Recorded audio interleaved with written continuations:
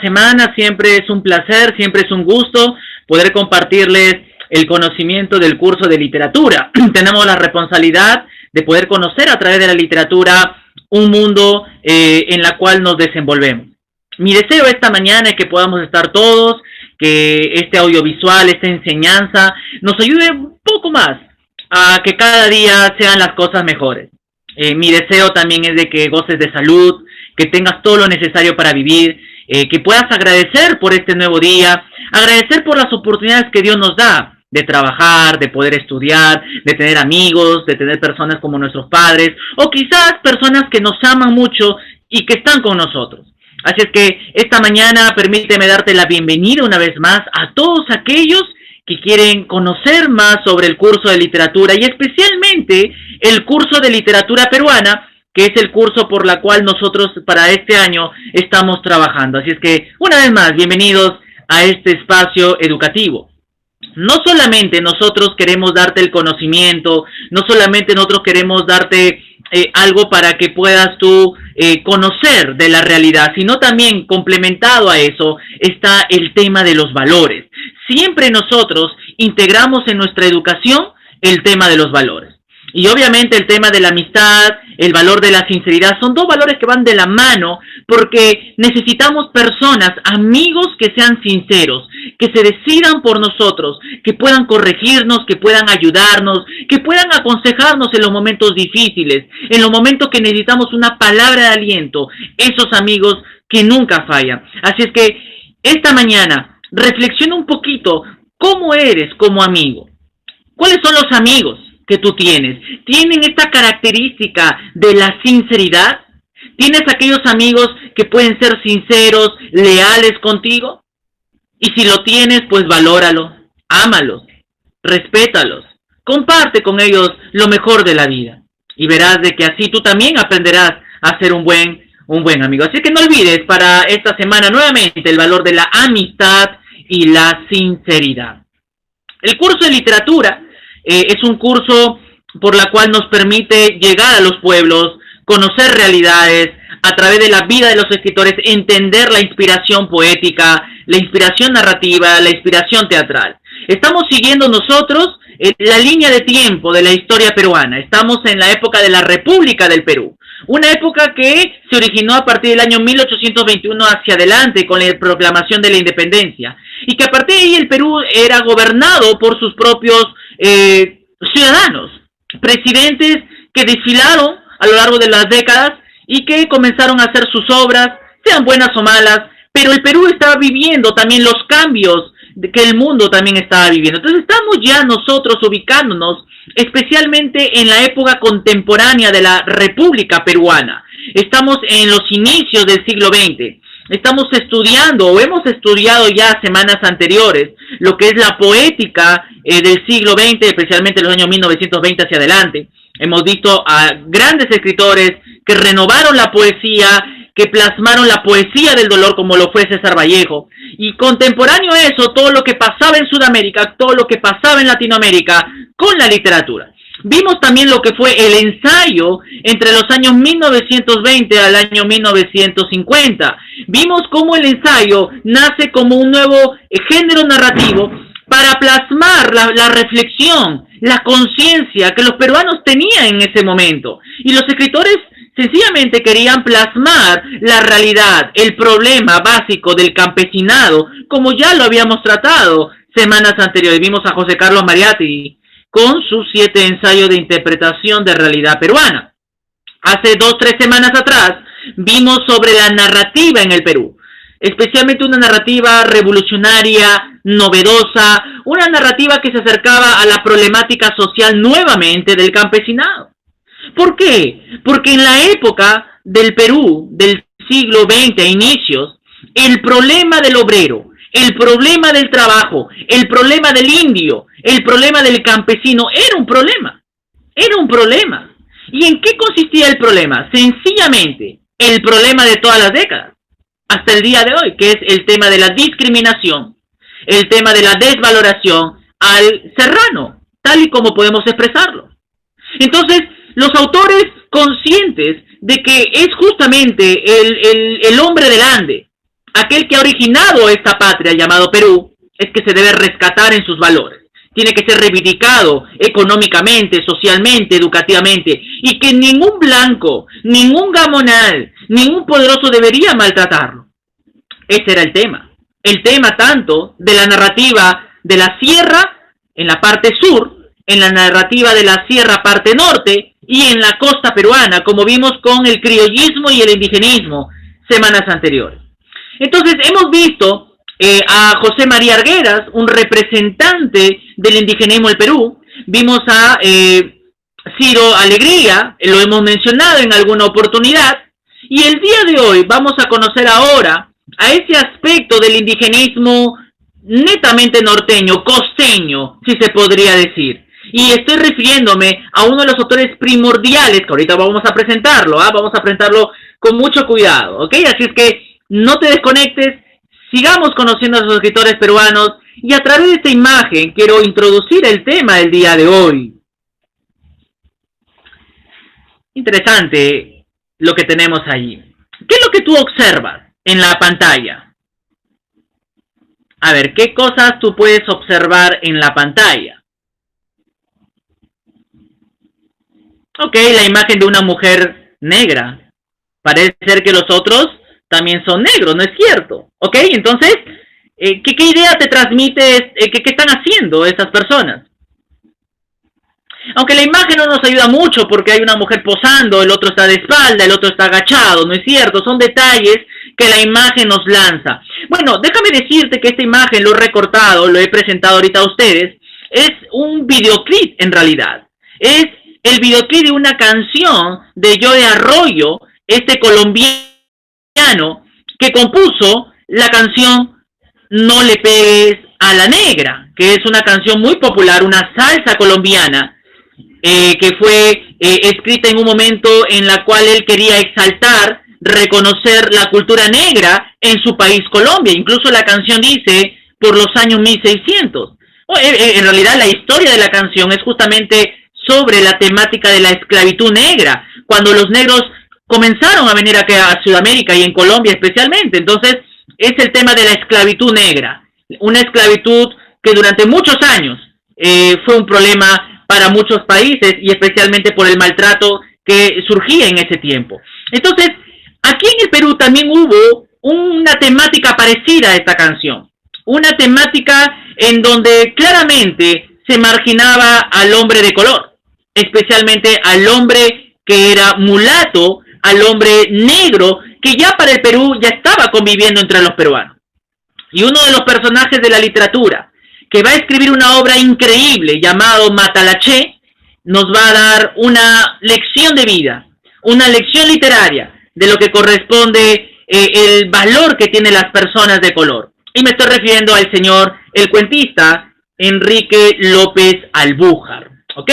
Representante del criollismo norteño del siglo XX en sus inicios. Él dijo en cierta oportunidad: según lo que se come y lo que se bebe, es lo que se hace y se piensa. El pensamiento es hijo del estómago. Vamos a ver algo de su vida, acerca de quién fue este personaje, siempre conociendo algo de la vida de los escritores. Él fue chiclayano, como buen norteño, nació en el año 1872 y murió en Lima en el año 1966. Fue un escritor peruano, especialmente un cuentista, cuyos relatos breves, porque es el padre, si se puede decir, del cuento corto en el norte, dieron la introducción a la novela indigenista que va a desarrollar otros escritores en el Perú. Enrique López Albújar estudió en el Colegio Nacional de Guadalupe, en Chiclayo, y posteriormente se vino a Lima a estudiar en la Universidad Mayor de San Marcos. Finalizados sus estudios, ingresó justamente a impartir clases en el Colegio San Miguel de Piura. Posteriormente fue juez instructor de la ciudad de Huánuco, magistrado y presidente también del Tribunal Superior de Justicia en Tacna. Entonces este hombre no era un hombre cualquiera, era un hombre preparado, un hombre culto, un hombre que sabía de letras, sabía de ley. Entonces nos encontramos con un escritor multifacético. En el terreno incluso periodístico también se desenvolvió. Fue director de varias publicaciones como el diario El Amigo del Pueblo y La Prensa de Lima, en el año 1916. Pocos son en realidad los escritores que nos permite conocer su cultura, su preparación, y Enrique López de Alburja lo tuvo. Y muere en una situación de reconocimiento. El Perú le reconoce por todo lo que dio a la literatura a inicios del siglo XX. Con él, y con él también es parte de la verdadera peruanalidad de la literatura. Una de sus obras importantes que él escribió fue sus relatos cortos, sus cuentos llamados Los Cuentos Andinos. Cuentos Andinos en dos partes. Primero, Nuevos Cuentos Andinos, que fue la segunda parte. En esta obra, él comienza a relatar las costumbres, justamente, los cuentos andinos que el Perú conocía en ese momento. Y él comienza a describir parte de la belleza indigenista en medio del paisaje, la naturaleza y las vivencias de muchos andinos. Pero la obra que resalta a este escritor, que por lo general he mencionado, identificado, es sin duda el cuento Matalaché. Matalaché es una historia muy triste, déjame decirte, pero que la imagen que tú ves ahí en la pantalla bien puede expresar la síntesis, la sinopsis de esta historia Matalaché. En esta obra, él trata de reivindicar la cultura negra, él trata de denunciar los atropellos, la violencia del esclavismo en el Perú, porque el Perú vivía momentos de esclavismo. Los hombres poderosos sometían a sus propios peruanos, a sus propios paisanos. Y ese era un problema de injusticia que Enrique López Alburjar tenía que tratar en su momento. Y es ahí que a través de esta obra Matalaché comienza a plasmar una conciencia en todos los peruanos de la época. ¿De qué trata esta historia? Bueno, esta historia, escrita en el año 1922, trata sobre un lugar específico que va a ser el escenario, que es en la ciudad de Piura. En Latina, que era la hacienda del departamento piurano, el orgulloso terrateniente Juan Francisco de los Ríos posee una fábrica de jabones y cueros. Ya nos presenta la obra un dueño, un amo. Su bella hija, María Luz, residió en Lima en casa de unas tías, pero al paso del tiempo decide visitar Latina, la hacienda, con ánimo de reunirse con su padre. Justamente al llegar a la hacienda, don Juan Francisco le asigna los cuidados de la sierva Rita y de la vieja esclava Casilda. Como hacendado, obviamente tenía gente a su disposición. La joven pasa los días monótonos en Latina, aburrida seguramente, hasta que cierto día descubre la presencia entre los sirvientes de su padre de un mulato singular. Se trataba de José Manuel, a quien sus amigos le apodaban Matalaché. María Luz se entera por Casilda, su sierva, que José Manuel cumplía la tarea de padrillo en la hacienda. ¿Qué quiere decir esto de padrillo? Interesante la costumbre en ese tiempo, y yo me imagino que el escritor toma como parte de la cultura europea y oriental acerca de la esclavitud. ¿En qué consistía el trabajo de Matalaché? Era de amancebábase con las mulatas más fornidas de allí para procrear una especie robusta que sirviera a la empresa de Juan Francisco de los Ríos. Esa era su tarea. Tener relaciones sexuales con sirvietas robustas y en medio de esa procreación nacieran hijos robustos para que puedan producir en la hacienda de Juan Francisco de los Ríos. Interesante, no hay muchos personajes, muchas tramas en el Perú que hablen de esa naturaleza de relato. Cierto día, María Luz ingresa al cuarto de tal faena y tomando el lugar de una mulata, tiene relaciones sexuales con Matalaché. Podemos ver María Luz, una mujer seguramente vanidosa, una mujer que sin lugar a dudas estaba cansada de la monotonía de la vida, decide hacer una travesura y experimentar tener relaciones sexuales con un mulato como fue Matalaché. Producto de ese encuentro, la muchacha, al cabo de 3 meses, se prepara a ser madre, queda embarazada. Imagínense al padre. Su orgulloso padre, enterado del percance, considera esto como la mayor ofensa y condena a Matalaché, su siervo, su mulato. Lo condena a muerte. Lo arroja vivo a una paila o tina de jabón hirviente. Al poco tiempo se conoce de un aviso que traspasa la tina para siempre. Muere así Matalaché. ¿Injusto? Claro que sí, él nunca provocó esto. Pero vemos ahí la temática del autor. ¿No es cierto? Vemos que el autor está interesado en poder conocer, darnos a conocer la realidad de la esclavitud en el Perú. Yo espero esta mañana que nosotros podamos reflexionar un poquito sobre la esclavitud en manera general. Que hoy en día hay gente que sufre, aún en medio de la pandemia. Y a veces parecía que nosotros si fuéramos esclavos con el trato que nos dan. ¿Cómo estás tratando a tus amigos? ¿Estás tratándolos como esclavos, como personas que solamente deben obedecerte? ¿O personas que son tus amigos, que te valoran y que necesitan de tu ayuda? Así es que es una buena obra, un buen cuento, para que tú lo puedas leer, si espero algún día lo puedas leer de manera completa. Por el momento vamos a ir a algunas actividades de extensión. Tú sigues con tu sesión de clase ahí. Acompáñame para revisar las siguientes preguntas, marcando la respuesta correcta. Es un dato de la obra de López Albújar. A. Resalta la importancia del indio costeño. B. Busca enaltecer la naturaleza de los Andes. O C. Se preocupa por la condición del negro en las grandes haciendas, especialmente de la obra que acabamos de leer. Obviamente la A es correcto, él trata de resaltar la importancia del indio costeño, pero en sus cuentos andinos. En este cuento Matalaché se preocupa por la condición del negro en las grandes haciendas. Alternativa C. ¿Qué idea hace referencia a Matalaché? A. Hace referencia al problema del agua de los Andes. B. Hace referencia a la injusticia que sufre un mulato. O C. Hace referencia a la contaminación ambiental. ¿Qué hace referencia a la obra Matalaché?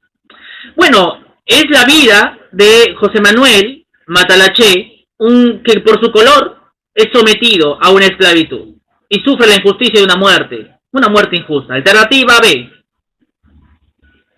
Es un dato de la vida y obra de Albújar. A. En sus cuentos desarrolla una temática indianista. B. Estudió en la Universidad de San Marcos. O C. Fue terrateniente en una hacienda en Piura.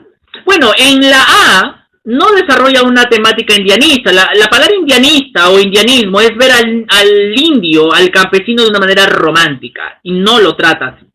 En realidad, parte de su vida lo estudió estudiándose como debe ser. Alternativa B. Muy bien, chicos. Hay 3 preguntas que tú tienes que desarrollar en tu sesión de clase, ¿ok? Aquellos que lo tienen.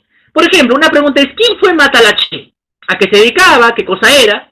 Segunda pregunta, ¿qué decisión toma María Luz al enterarse del trabajo de Matalaché? ¿Qué es lo que su travesura le lleva a hacer?